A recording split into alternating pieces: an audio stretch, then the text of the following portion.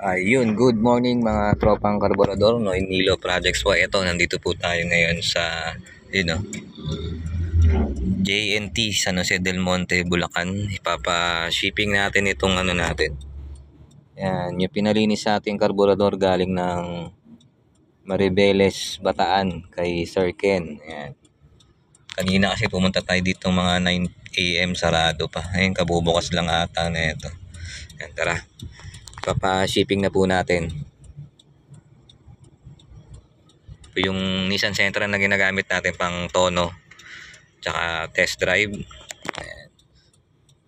Sa mga gusto pong magpa car cleaning, message nyo lang po, Noy Nilo Projects. Maraming salamat po.